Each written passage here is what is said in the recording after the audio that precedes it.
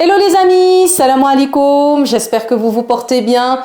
Bienvenue à tous et à toutes dans les vidéos spéciales biscuits pour la fête de l'Aïd qui approche à grands pas. Aujourd'hui, je vous propose la recette du faqqas. Pour ça, on aura besoin de 500 g de farine. On a ici 100 g d'amandes que j'ai simplement rincées à l'eau. Donc elles sont encore un peu humides, ça ne dérange pas besoin qu'elles sèchent complètement. 50 g de graines de sésame grillées, 50 g de beurre, 50 ml d'huile, 150 g de sucre semoule, 3 œufs entiers, une cuillère à soupe d'anis, une pincée de sel, un sachet de levure chimique et de l'eau de fleurs d'oranger, 2 cuillères à soupe. C'est parti, je vais approcher mon récipient et on commence. Donc c'est vraiment une recette superbe. En français, on appelle ça les biscottis. C'est super bon, c'est croquant, avec un bon verre de thé à la menthe.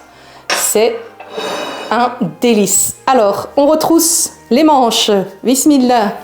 On lave ses mains, qui sont propres. Et c'est parti. On va commencer par verser les œufs, le sucre et l'eau de fleurs d'oranger. Bismillah.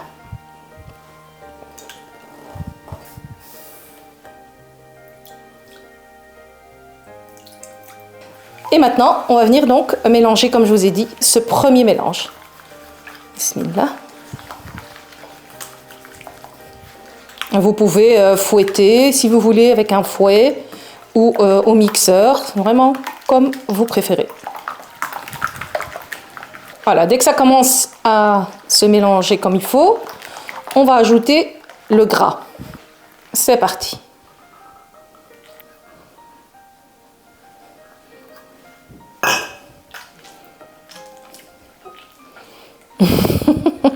Ça fait des bruits assez bizarres.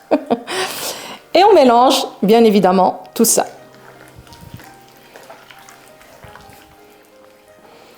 Voilà, dès qu'on a un petit peu écrasé le beurre, on va venir ajouter tous ces ingrédients-là. C'est parti. Donc on garde les amandes entières, les graines de sésame qui sont grillées, la levure chimique, je la verse toujours sur la farine. Voilà. Ici, je viens mettre l'anis moulu et alors la pincée de sel. Je remélange tout ça. Les amis, qu'est-ce que ça sent bon. Ça sent la pâtisserie. Ça sent déjà l'Aïd. La levure, je la mélange un peu ici dans la farine. Juste un petit peu. Voilà. Je verse au fur et à mesure la farine pour pas tout mettre d'un coup. Voilà, et on mélange et on ramasse notre pâte au fur et à mesure.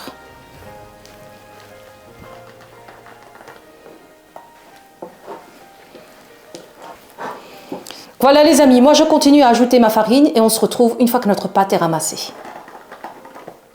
Ici les amis, j'ai ramassé ma pâte avec les ingrédients et les dosages exacts. Avec la main avec laquelle on a ramassé, vu qu'il y a encore de la pâte dedans, on a l'impression qu'elle manque de farine. Si vous utilisez votre main propre, on voit que la pâte, elle se ramasse sans aucun souci.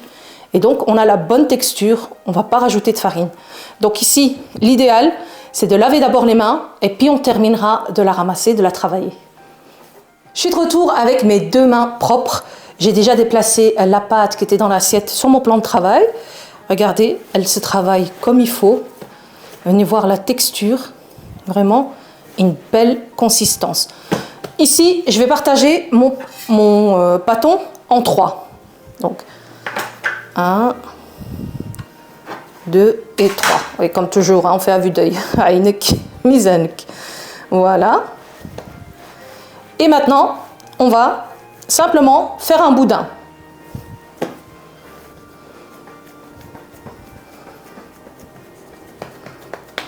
Et à côté, on prépare déjà un plateau avec un papier sulfurisé. Voilà. Je vais le prendre, le déplacer ici dans le plateau.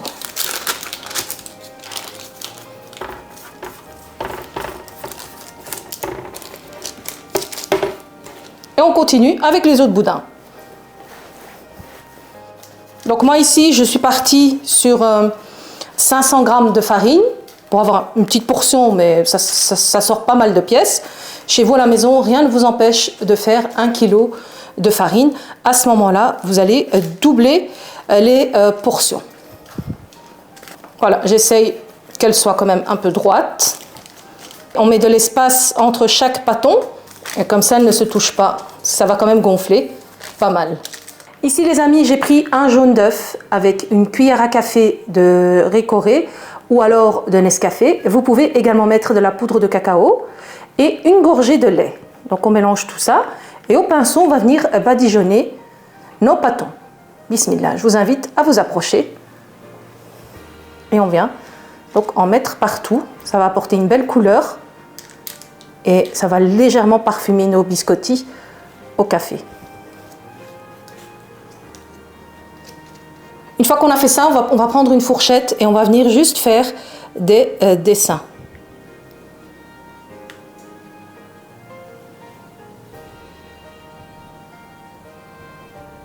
Voilà. Une fois qu'on a fait ça, on prend une épingle. On peut prendre un cure-dent si on veut, mais il faut mieux des tout petits trous tout fins. Et on va venir aérer notre pâton. On pique un peu partout. On procède de la même manière pour tous les pâtons. Donc on fait pareil partout. Ensuite on enfourne dans un four chaud à 150 degrés pendant 45 minutes. A tout de suite. Après 45 minutes de cuisson les amis, dès qu'on ressort le plateau du four, directement on vient poser par-dessus un torchon humide. Donc on va le mouiller avec de l'eau froide, on les sort complètement et on vient donc couvrir nos fakas. Voilà, ils sont très très beaux, une belle cuisson. Et puis on les laisse refroidir 2 bonnes heures. Donc eux ils sont maintenant bien froids. Je vais en déposer un ici sur une planche à découper, un couteau bien tranchant. Et c'est parti, bismillah, on va venir donc trancher le fakas. Je commence et on vient choisir l'épaisseur qu'on veut. Donc voici ce que ça donne à l'intérieur, ici des deux côtés. Ensuite on vient poser ça sur un autre plateau avec un papier sulfurisé et on vient les déposer comme ça.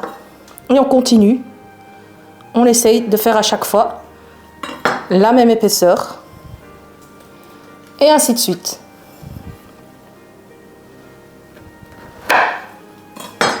Donc un couteau bien tranchant. Je vais continuer, il y a du boulot. Ensuite, on met ça au four 180 degrés pendant 20 à 25 minutes, chaleur tournante pour que ça grille bien des deux côtés sans qu'on ait besoin de les tourner soi-même. A tout de suite les amis.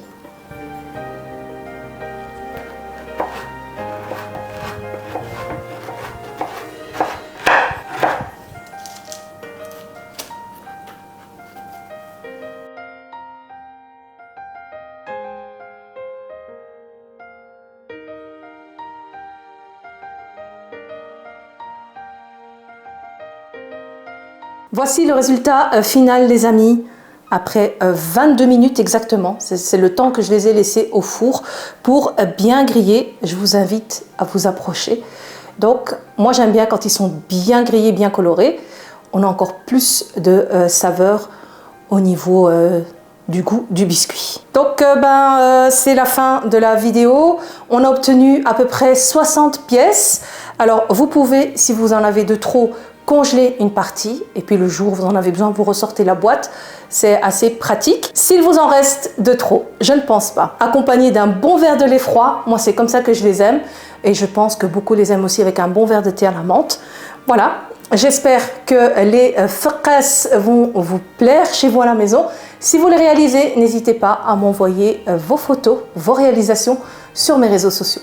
Sur ce les amis, عيدكم مبارك سعيد كل عام وأنتم بألف خير الله يتقبل منا ومنكم صالح الأعمال.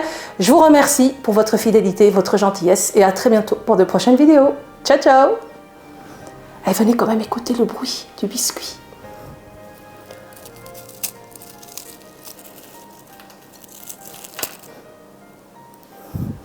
Il est tout sali.